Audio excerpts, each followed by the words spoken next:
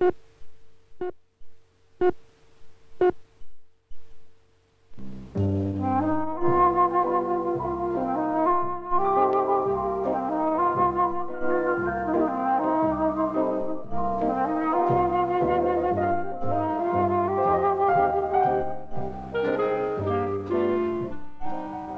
picture that you're looking at is a painting I made in the early part of the war, and even then it was a memory of years before. It's a picture of an old country pub in Seymour, a town 60 miles north of Melbourne.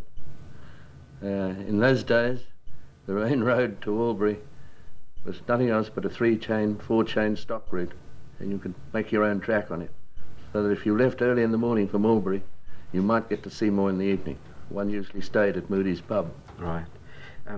Sir Russell, your painting is known to thousands and thousands of people all over the world as really Australia.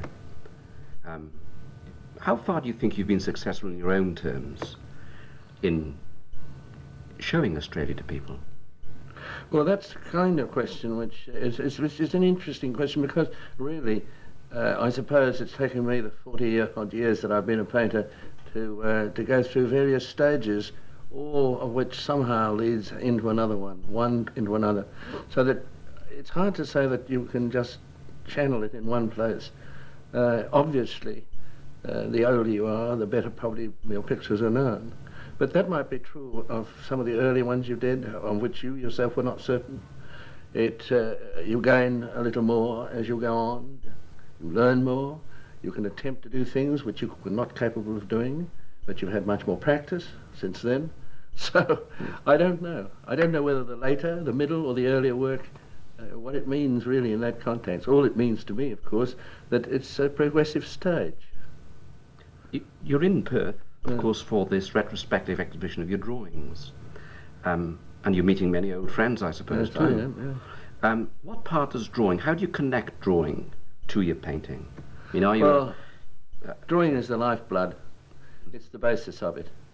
Without drawing, it would be difficult to paint. I know there have been some painters who are, I would say, such as routine, impulsive, compulsive painters who didn't draw very much at all, but would draw on the canvas. And as long as they can get some shape there, then they could paint onto it. And some wonderful work is done like that. But basically, drawing is the whole corner, keystone of the whole thing. Now, are your drawings observed on the spot, or are they studio drawings, a sort of detached stage before painting? Well, most of the drawings I've done are in the studio. I was lucky enough to have a teacher who taught me the value of memory, and I did cultivate that, so that it has been a really great help. To be able to draw from memory, to know how it goes, so to speak, means, for one thing, you don't have to carry much luggage about, and another is that you clarify your mind immediately. You're unconsciously, you're remembering the salient features of a thing, and not the fripperies that often go to make surround a subject, or even a landscape. As Constable always used to say, don't hesitate to get rid of trees if you don't want them. Right, artist is God, really. And which material do you like drawing with? I mean, which do you feel is most fluent for you? Oh, well, I use a variety of mediums. Again, I was taught the value of not using one medium too much, because you can become too facile. It's an ironic thing, but every painter, everyone who starts a student, when he starts his career, works like mad to gain a real facility. Mm-hmm. And once he becomes facile, he spends the rest of his life fighting against it. Right. You know? Do you feel that the early teachers you had a tremendous influence on you? Oh, definitely, yes. I was lucky because I had an extremely good teacher. Not only somebody who could teach me how to draw because he was a good draftsman, but who knew the fundamentals of the craft of painting. I learned how to make my own varnishes, make my own grounds, to paint indirectly by building paintings on underpaintings and glazing.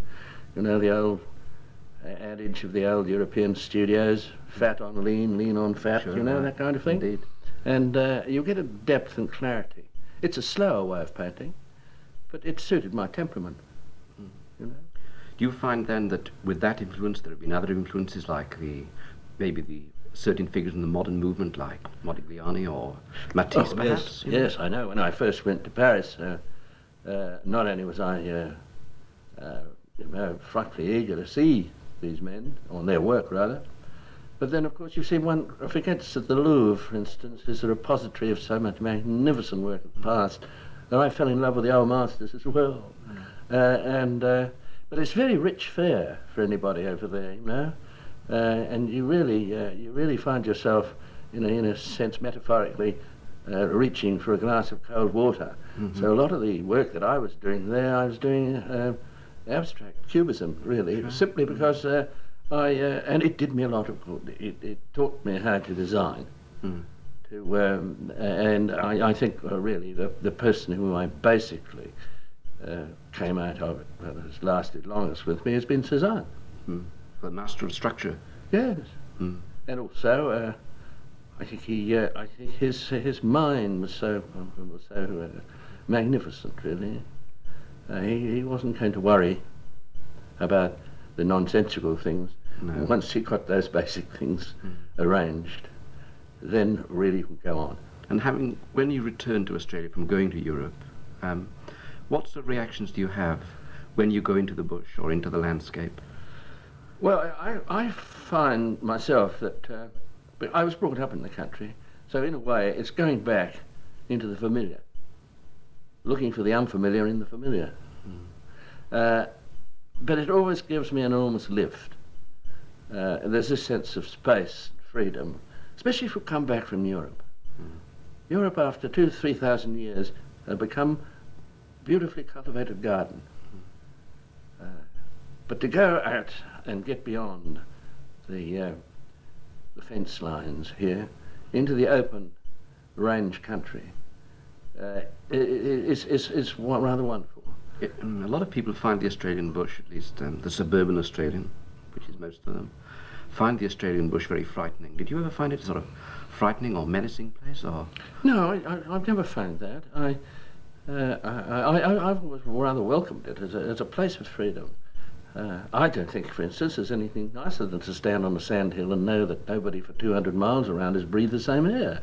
I mean, that is rather nice. Also, you can if you look, you find that you're not lonely in a landscape. There are an abundance of life. I know that it's scattered, if you like. You could have you could drive all day and never see a sheep. Because scattered over such an area that it's like looking for a needle in a haystack. But they're there, all right. The marsupials usually come out in the cool of the evening or there at night. Or if you're in a camp in the Mitchell grass and you put down a lamp in the middle of it, 5 minutes, all sorts of small life are coming out. Insects, lizards to catch them. You're not lonely. And then your drawings, of course, particularly in this exhibition, are so warm about the people you've met. Yes, well, I was brought up amongst people in the country, and I have a lot of memories of, especially during the Depression, too. I was managing a station property then, and life wasn't meant to be easy in those days, I can assure you. Yes, there were a lot of people on the roads, looking around, living off the country. We, for instance, always used to kill our own sheep, but I remember at the time there we had went drafted out quite a lot of killers because there was always some family coming by who needed meat, you know. Yeah. Have you thought of the artist as being a special sort of person? Well, not really. I've always found that painters I know, my colleagues, have always been, very warm sort of people. And I suppose we have possibly, like all professionals do, a certain language which we enjoy amongst ourselves. But I always found that there are people who respond, you know.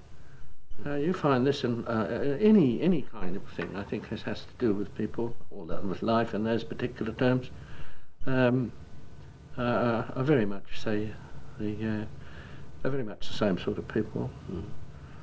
Your work is tremendously romantic painting, isn't it? Yes, I suppose I am a romantic, but I've been trained as a classicist, so it's not a bad system, really. No, quite. Acts as tremendously good charge for the paintings.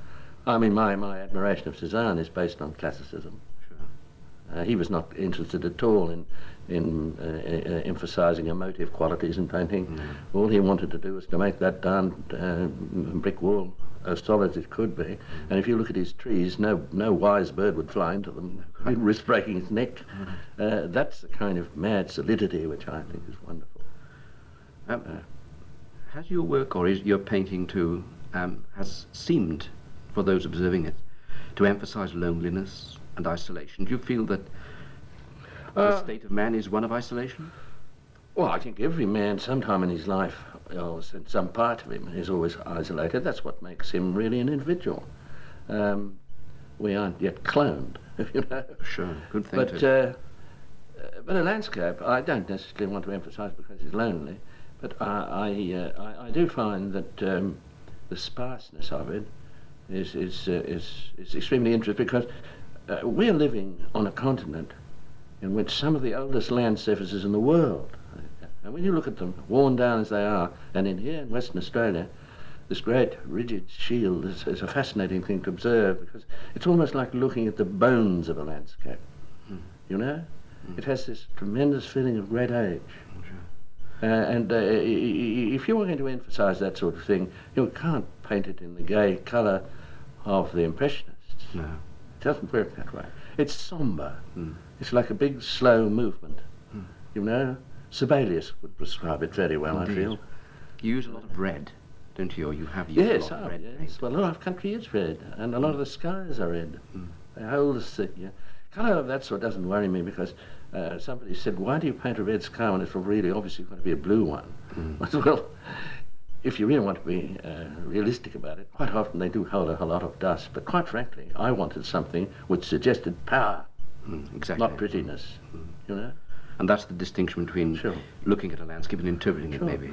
Colour to me is a reinforcement of form. A dynamic thing. Yes, it's not a, for me, it's not a descriptive thing in that sense at all. I use it in purely a pictorial manner to emphasise moods and to give a real feeling that there is something there, you know, something really solid. I remember Douglas Glass, who was a very well-known photographer in London, who recently died. I remember he came to Australia, and he said to me, looking across the landscape, what the hell do you do with it, he said. There's all this great thing here, and that bloody big blue thing up there, you know? Yeah. Do you feel now, what about your creative output as a painter? You obviously will be still painting, continuing painting. Oh, yes, I do, yes. I paint, yes, I couldn't give it away. No, I battle on, so to speak, but you know, as you go older, you get a bit slower. Sure. You take it, you know, more easily. But I think, in a way, one becomes a little more contemplative. I've been thinking about quite a lot of things I want to get back into doing again, you know. This exhibition is going to give me a fillip too. Right. Because I've been looking at a lot of stuff that I'd forgotten about. Assessing what it was like. Remembering the period of the time. That kind of thing, you know. Do you see, there are certain things you attempt to do, and I'll probably notice this when I look at this exhibition. There will be some drawings there which I intended to make paintings from and never did. And one of the reasons why, I think at the time, I just didn't have the equipment to be able to carry it through. I know I made one or two attempts and destroyed things. Because, you know, you forget about it and then it returns to you 5 years later. Maybe you've learnt a bit more and you can do it then. That has happened. It always happens. You know? What do you think of the sort of the main attributes of the painter? Well, brains. Not just sort of a wild emotiveness. Oh, that's a hit or miss thing, and by God, when it comes off, it's fantastic. But don't plan for it. No. So what advice would you give to a young Russell Drysdale embarking on a career in art nowadays? Well, I suppose one would say all the, the right things. You'll tell him, I think, that if he really wants to become a painter, he's got to have the faith of a saint and the courage of a prize fighter. But I've seen so many collapses that I'd be rather inclined to use Mr. Noel Coward's advice. Don't put your daughter on the stage, Mrs. Worthington. Thank you very much indeed, Sir Russell.